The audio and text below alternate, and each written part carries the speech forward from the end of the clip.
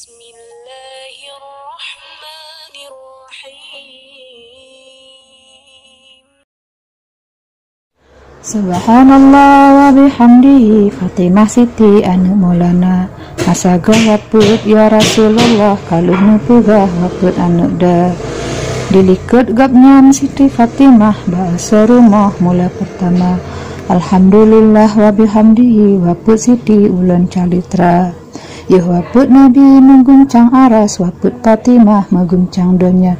Tinggai ngon anu Hasan ngan Husein cid hana lain agam bandua. Tinggal anak saja ngan lako hana musidro yang na saudara. Nambo anu nibak Khadijah Qasim Abdullah agam bandua. Ibrahim tuma nibak Maria ban lahi ke sudah waput kelima.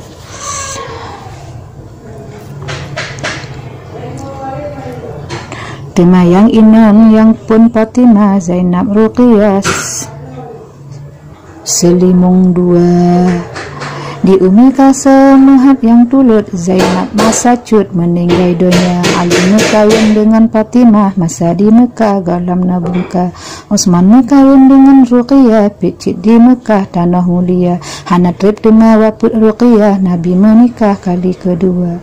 Nepulang balengan umi Kalsum hana padungtun waput lam tuma. Tinggal Fatimah lain hana leha anak berhati Sayyidil Anbiya. Luar pun Nabi temale dudun 6 bulan sampai Fatimah Zura.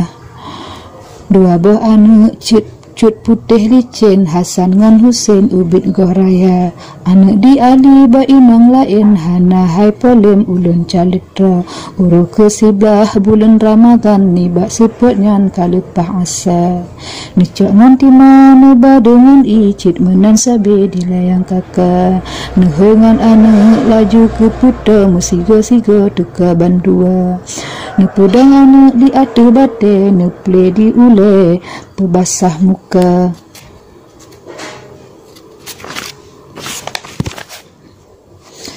Di anak tuha gemana kudro tuma di ada mentang but poma.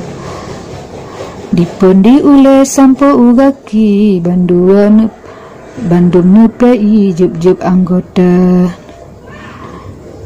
Dang neut tubuh anak berhati sajan ile dengan imata. Anak kata he adun ngon ado nanging pamaron tijah imata.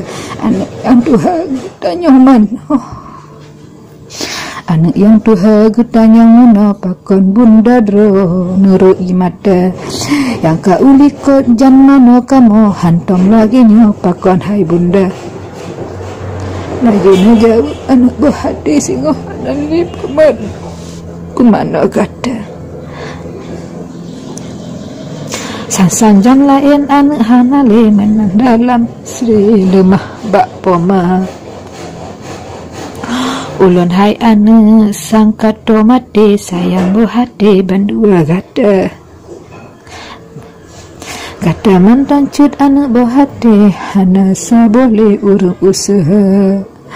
Saudara dilun bandua kata leka habis mencuri ngondonya pana.